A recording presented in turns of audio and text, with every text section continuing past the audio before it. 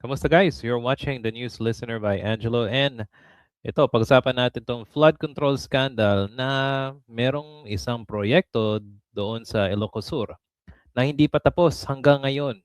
Okay? At merong isang senador na mukhang merong connection sa proyektong ito. Okay, so let's watch this. And dito, guys, magugulat kayo kung sino yung senador na yon. DPWH Regional Director ng Ilocos na si Ronel Tan sa mga nasibak dahil sa flood control scandal. Kaya naman sinilip ng Bilyonaryo News Channel ang isang proyekto sa Ilocos Sur na naiuugnay kay Tan. Ang aming natuklasan sa exclusive agenda report ni Dobby de Guzman. 2 oras ang biyahe mula Abra patungong Vigan, Ilocos Sur. Kaya ang mga nagmamadali may naisip na diskarte. Pagdating sa bayan ng San Quintin, sasakay sa balsa kasama ang motorsiklo. Ang bilis ganito eh. Sabi ko, wala naman akong hawakan kaya natatakot ako. Tulay sa pagitan ng Abra River ang naisip na solusyon para mapabilis ang biyahe. Pagdudugtungin nito ang barangay San Mariano sa bayan ng Bantay, Ilocos Sur at bayan ng San Quintin, Abra. Kaya mula sa Bangged. So, bale, lang dalawang bayan at i-connecta sana nung lugar na yon para mas mabilis yung biyahe, di ba? So, konektado siya sa DPWH, okay? And this time, it's not hindi siya good na project, ghost project siya. Continue natin. Na siyang hindi na kailangang dumaan pa sa Narvacan, Ilocos Sur. Marnie, pinangunahan nito ni Senator Amy Marcos. Si Amy, okay. Tsaka itong director ng DPWH nandito. Sige. Para guys, malaman nyo kung anong connection ng isa pang post na ipapakita ko sa inyo. And this will be very interesting kasi kaya nga ang daming mga senador na merong projects sa mga ganitong pagkakataon. Okay? So continue. Jerry, na siyang door ng DPWH Region 1 noon. Pero kamakailan lamang ay sinibak ni Secretary Vince Dizon. Ang tulay ay may habang 350.9 meters, 94.5 million pesos ang pondong laan para rito. Sa pagsisiyasat ng Bilyonaryo News Channel, ang Notice of Award na pinirmahan ni Engineer Tan na asawa ni Quezon Governor Helen Tan ay nai-award sa ATB Construction na pag-aari ni Armando P. Baldonado Sr. noong February 10. Base naman sa Contract of Agreement ang nilagdaan ng February 20, 2025, dapat ay matatapos na ito sa loob ng 212 days. Sa transparency portal ng DPWH, nakalagay na ang proyekto ay 50.6% complete na. Pero nang puntahan namin ang proyekto, tanging mga di tapos na poste ang makikita. Aray. Kita niyo 'yon? Okay? So, dati pa siyang proyekto, di ba? At kaya balik tayo. Supposed to be, yung contract agreement nila is only about 212 calendar days.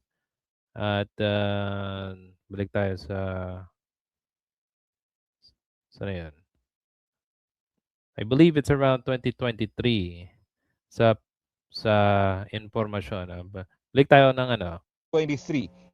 Isinagawa ang groundbreaking. So yun, 2023. Ano na ngayon? 2026. Di ba guys? So kita nyo talaga yung pictures dito o sa video na hindi pa rin tapos. Di ba? Yung kanilang proyekto na supposed to be only 200% for only 212 days. So nakakalula yung pera. So nakatenga lang yung yung proyekto. 'Di ba? Sana makakatulong ito sa mga kababayan natin doon sa Ilocos Sur na maka-shorten ang biyahe nila. Kaso, anong Anong ginagawa ng mga taong ito na hindi nila matapos yung proyekto? 'Di ba? O sige, continue natin.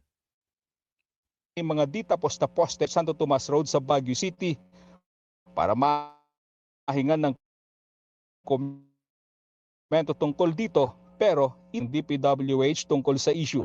Ang 5 pang proyekto na karugtong ng itatayong tulay ay nai-award din sa APB Construction. Nagkakahalaga ito ng higit 550 million pesos. Wow. Para sa dyan. Ba, ang daming proyekto nila, di ba? Pero merong isa na hindi pa tapos. Now, ito yung sinasabi ko kanina na merong isang senador at nakita nyo si Jaime Marcos na kung natatandaan nyo, ang ingay niya sa flood control, di ba? Sa budget and all that. Tapos, kumbaga, ang ginawa niya, nagingay pa siya at mukhang tinamaan niya din si Ping Lacson. Now, nagbangayan sila at ang nangyari, ipinamukha ni Senator Ping Lacson na itong si Jaime Marcos, meron ding allocables. Okay? At yung allocables na yon ay tumataginting na 2.5 billion, which is a wish list daw, pero i-deny. So that means, kung nangyari, kung okay na sila, kung walang problema sana yung unit team nung panahon na yon, o sana ibati pa sila, and probably itong 2.5 billion na wish list niya siguro matutuloy kung hindi nangyari yung away ng mga Duterte at yung mga Marcos. 'Di ba? So that means before pa meron na mga talagang ganitong proyekto na hindi tinatapos, tapos nakatenga lang. Halos yung taong bayan ay nagbabayad ng buwis on time, pero yung proyekto na inilalaan ng gobyerno ay hindi gumagana. So 'di ba nakakainis? Imagine niyo, sana nakatulong 'yun, pero anong ginagawa nila? Nasa kanila na yung pera, pero ngayon ang proyekto hindi pa rin tapos. Now, itong pinaka-interesting, kung natatandaan niyo, si Gadon ay may pinasabog siyang impormasyon about sa bagman ni Jaime Marcos. So panoorin natin ito ulit mo, Jaime, kaibigan kita pero hindi ganyan dapat ang ginagawa mo. Sinisira mo yung pangalan ng buong pamilya. Kasi meron ka ng hulinigan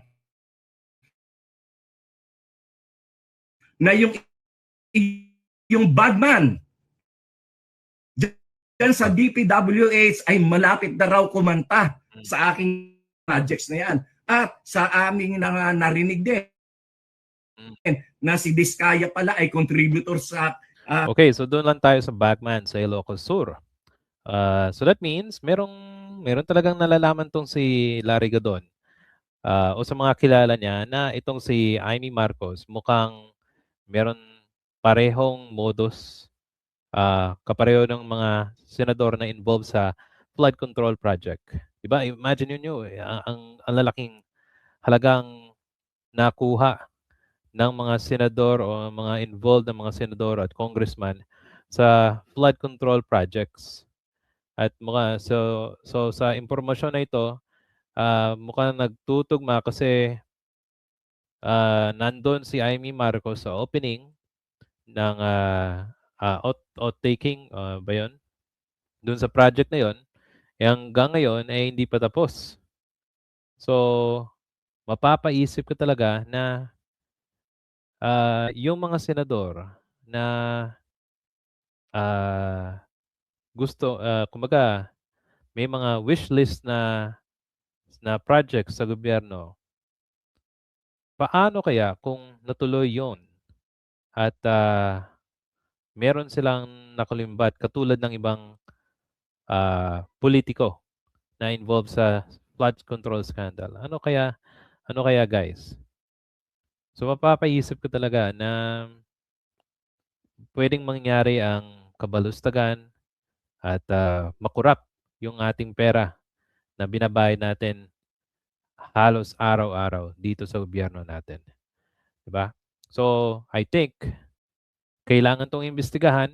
Kailangan natin malaman na si Amy ba, meron bang connection dito kay, sa director na to na nasuspend na. Dapat talaga malaman para at least makita natin kung walang bahid na korupsyon itong si Amy Marcos sa DPWH o may tinatago siya kasi maingay siya ngayon. Ano sa tingin nyo guys? Kung meron po kayong komento, suggestion, please paki-comment po sa ating comment section. If nagustuhan nyo po ito, please hit the like and subscribe button. And I'll see you sa susunod na video. Salamat po.